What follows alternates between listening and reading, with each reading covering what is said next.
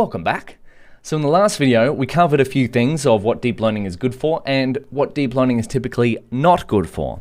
So let's dive into a little more of a comparison of machine learning versus deep learning. Again, I'm going to be using these terms quite interchangeably, but there are some specific things that typically you want traditional style of machine learning techniques versus deep learning. However, this is constantly changing. So again, I'm not talking in absolutes here. I'm more just talking in general, and I'll leave it to you to use your own curiosity to research the specific differences between these two.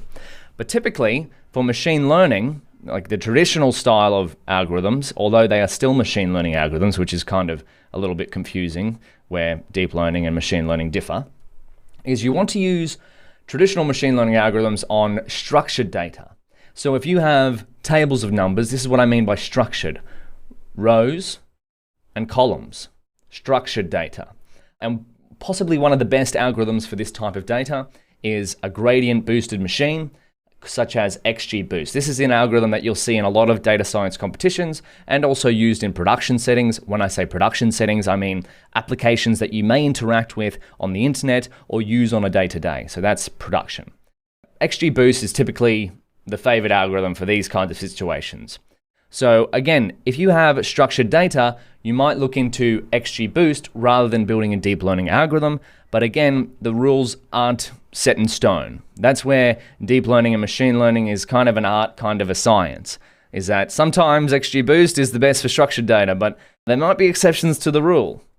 But for deep learning, it is typically better for unstructured data. And what I mean by that is data that's kind of all over the place. It's not in your nice standardized rows and columns. So say you had natural language, such as this tweet by this person whose name is quite similar to mine and has the same Twitter account as me. Oh, maybe I wrote that.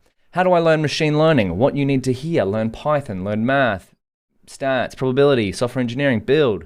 What you need to do, Google it, go down the rabbit hole, resurface in 6 to 9 months and reassess. I like that. Or if you had a whole bunch of text, such as the definition for deep learning on Wikipedia. Again, this is the reason why I'm not covering as many definitions in this course, is because look how simple you can look these things up. Wikipedia is going to be able to define deep learning far better than what I can. I'm more focused on just getting involved in working hands-on with this stuff than defining what it is. And then we have images. If we wanted to build a burger, take a photo app thing, you would work with image data, which doesn't really have much of a structure, although we'll see that there are ways for deep learning that we can turn this kind of data to have some sort of structure through the beauty of a tensor. And then we might have audio files, such as if you were talking to your voice assistant. I'm not going to say one because a whole bunch of my devices might go crazy if I say the name of my voice assistant, which rhymes with, I'm not even going to say that out loud.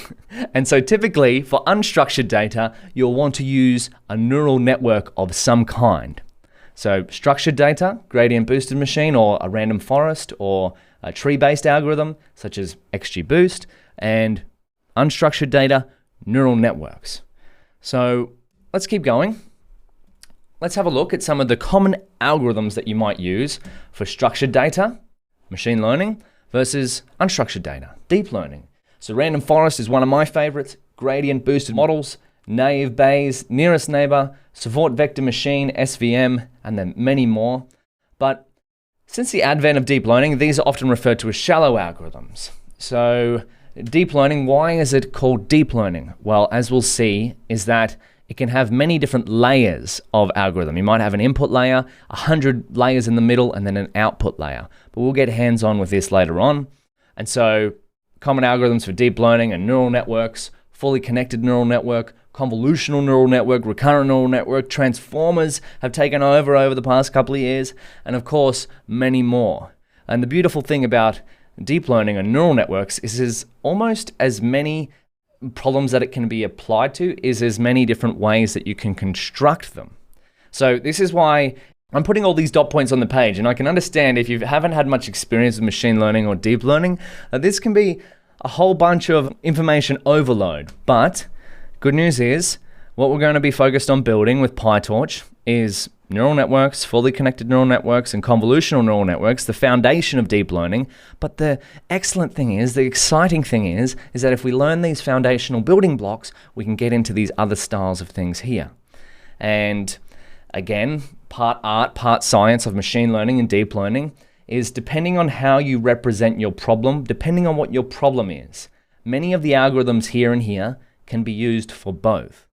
So I know I've just kind of bedazzled you in saying that, oh, well, you kind of use these ones for deep learning, you kind of use these ones for machine learning, but depending on what your problem is, you can also use both. So that's a little bit of confusion to machine learning, but that's the fun part about it too, is use your curiosity to figure out what's best for whatever you're working on. And with all this talk about neural networks, how about in the next video, we cover what are neural networks? Now, I'd like you to Google this before we watch the next video, because there's going to be hundreds of definitions of what they are, and I'd like you to start forming your own definition of what a neural network is. I'll see you in the next video.